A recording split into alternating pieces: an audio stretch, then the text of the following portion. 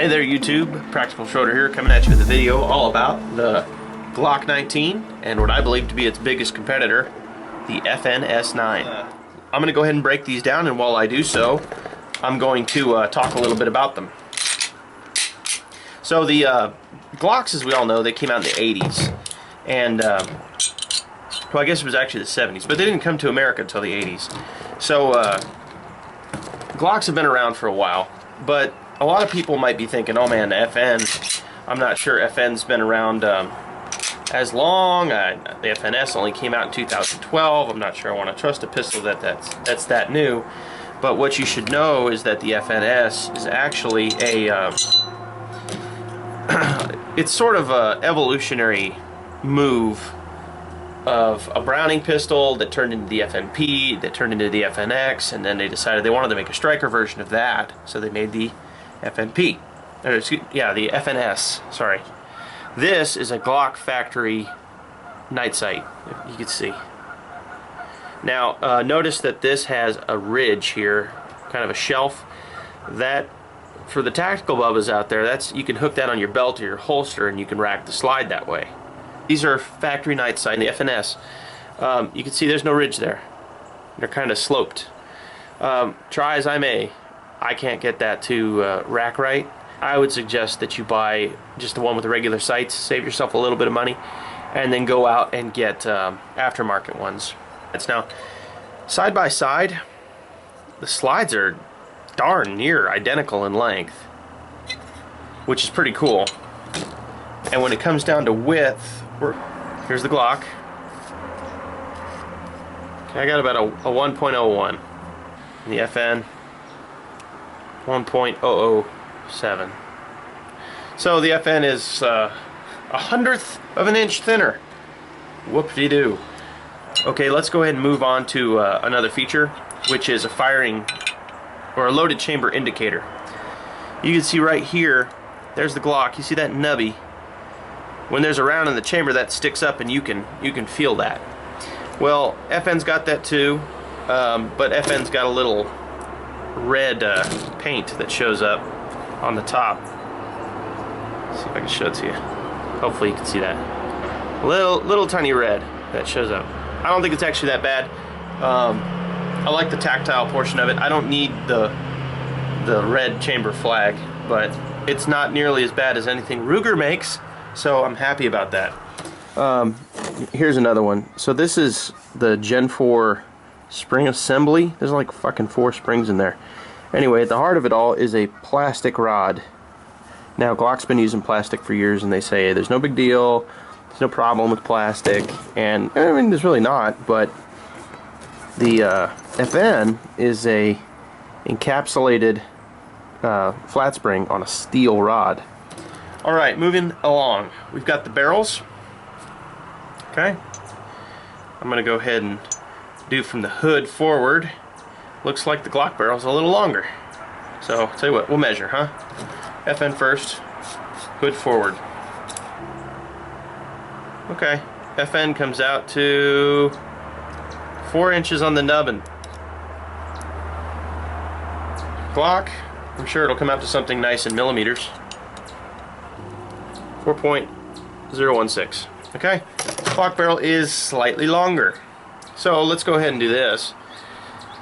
Y'all can see that the Glock has the polygonal rifling. Okay, you can't shoot lead bullets out of this barrel without the lead depositing against the lands inside the barrel, which creates a dangerous pressure issue if you shoot a couple hundred rounds or so, or whatever you've loaded excuse me, is kind of hot. FN, on the other hand, this is a cold hammer forged barrel, and those are that's just standard rifling in there, not polygonal, so you can shoot lead out of that. Again, if you have a lot of leading, you'll still sort of create the same issue, but it probably won't be as bad. Slide release on the Glock is only on one side, and the mag release is only on one side, but that can be flipped. So if you're a lefty, you can flip that. But on the FN, you got the mag release, or the slide release on both sides, and the mag release on both sides. Now the mags, the FN mag is much bigger. Okay, from the base plates, you can see that the Glock 19 mag is darn near a ½ inch shorter on the nose, 3/4 of an inch shorter on the rear.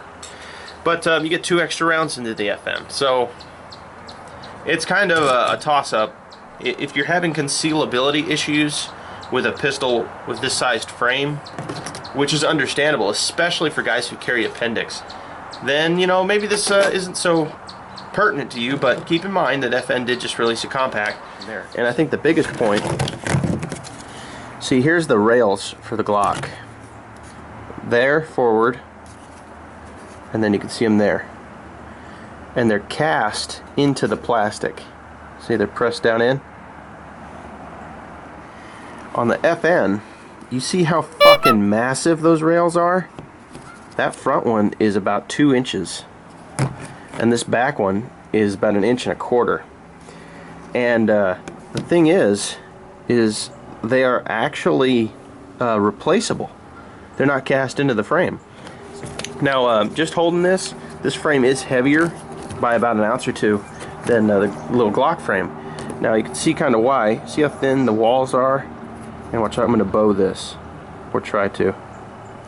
See me doing it here, it's really easy because it's a lot thinner.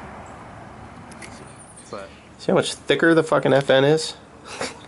That fucking awesome? You cannot bow the FN. I fucking try, and I can't fucking do it. It makes a bitch out of me. Look at how huge the trigger guard is on the FN. There's Glock. See the difference? I mean, even though the Glock is plenty, and I can reach out and I can touch, it gives you an idea how far back it is. And with this, I'm barely able to tip my finger on it. So not only is it further forward, but it is a wider opening. Takedown on FN, it's just a throw lever. I don't see anything wrong with that. I think Glocks are a little easier on the takedown because I can just reach up and I can release the pressure off the slide, pull the pins down, and let the slide go. That's nice and easy. On the FN, I usually lock the slide back, then I'll rotate my lever down and pull it forward, and you got to pull the trigger right when you line the back of the slide up. So moving back, you can sort of see the trigger mechanisms, and they really operate on the same principle. So I don't want to say that the FN has a better trigger, but I will say that FN puts it together well. I think that Glock has a problem with creating triggers that are crunchy. And you know, you learn to overcome it, and if you do the trigger polishing job yourself, the 25-cent trigger job, you overcome a lot of that. FN, on the other hand, is very smooth. I think the take-up is much more consistent than the Glock. A lot smoother, and the brake, albeit heavier than the Glock, I think is much crisper. Like I said, the Glock kind of takes up, and this one's had the polish job done too. You can see it's kind of, you can hear all that going on inside the pistol. So I got a couple of stages. 1, 2, 3, 4, 4.5. There we go. So I'm just being a jackass. The Glock trigger really isn't that bad, but it is crunchy, and that's what I'm talking about. Watch, you see the trigger jerk. That's what I'm talking about. When I go to take up a shot, I really don't want to be feeling that. So now watch. Here's the take up. See, it's smooth. But don't get me wrong, it's still kind of a gritty trigger. Probably needs to be cleaned and oiled. But it isn't crunchy.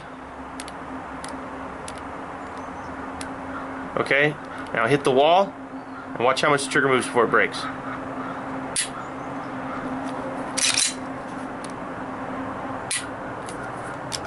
Let's reset. Try to do that slower. There's a reset, there's a break. I think the Glock has a little tighter of a reset, but I don't find that that's an issue for me. So So yeah, I mean, well, I guess we went pretty much through and through the pistols. You know, typically I try to stay away from doing longer videos like this, but just myself in looking on YouTube, I couldn't find anyone that went that in-depth.